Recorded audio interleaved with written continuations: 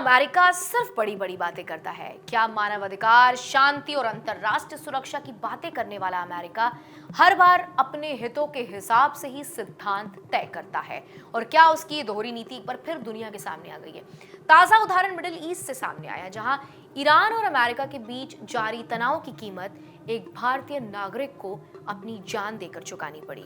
Kuwait में हुए एक हमले में एक भारतीय की मौत हो गई और कई लोग घायल हुए। लेकिन हैरानी वाली बात यह है कि दुनिया को लोकतंत्र, मानवाधिकार और वैश्विक सुरक्षा का पाठ पढ़ाने वाला अमेरिका इस मुद्दे पर लगभग खामोश नजर आया।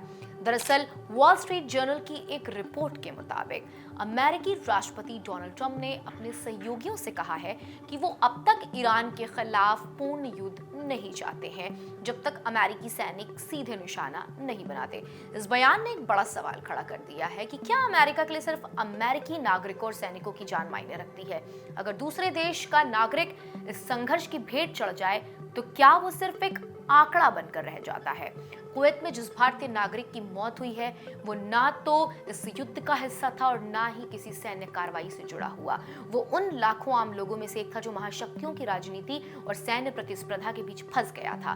लेकिन इस घटना के बाद जिस तरीके की चुप्पी देखने को मिली, उसने अमेरिका की वैश्विक नैतिकता और उसकी प्राथमिकताओं को लेकर नए सवाल खड़े कर दिए। यही वजह है कि अब बहस केवल ईरान और अमेरिका के बीच संघर्ष की नहीं रह गई है। बहस इस बात की है कि जब दुनिया का सबसे ताकतवर देश वैश्विक जिम्मेदारी की बात करता है तो क्या वो हर इंसान को जान की बराबर महत्व नहीं देता, या फिर उसकी संवेदनाएं भी राष्ट्रीयता देखकर तय होती हैं?